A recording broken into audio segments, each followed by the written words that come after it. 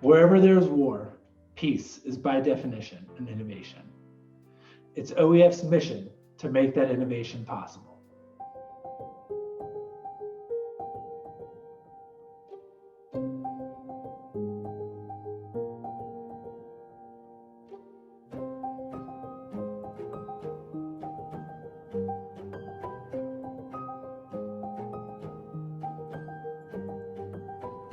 "2021 is going to be a big year for the peace-building field. I'm recording this as Joe Biden and Kamala Harris are being sworn in, and within their administration, you can see a real opportunity for ideas from the peace-building field to take root in the US government. On top of that, unfortunately, with political violence being more at the forefront here in the United States, peace building is going to capture the attention of the general public, I think, in ways that certainly in the US we haven't seen in decades. You know, the number one trend I would say to look out for is the increasing prevalence of trust and social trust as something that policymakers value and talk about.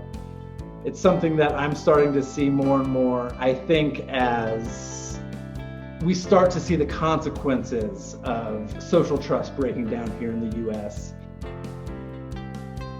OEF is founded on this ambitious vision of an Earth beyond war. When I think about that, it's not a sort of a static end state.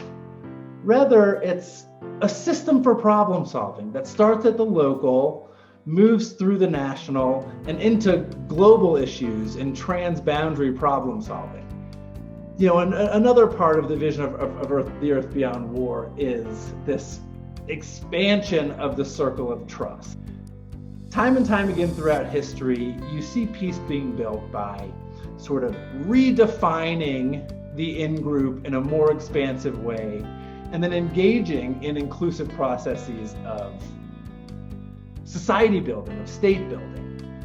So when I think about an Earth Beyond War, I really think about a dynamic process of collaborative problem solving.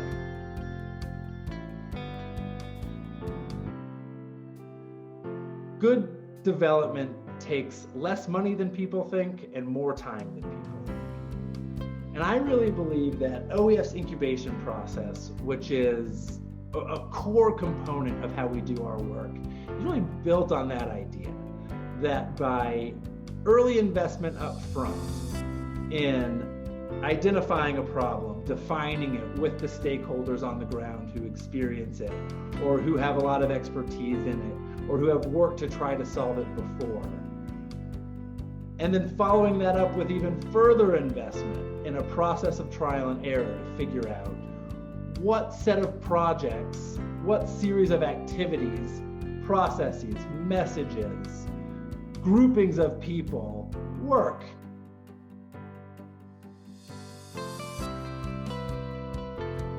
And in 2021, I think we want to see that work being supplemented by the overarching OEF story. What is our take on peace and peace building and peacemaking?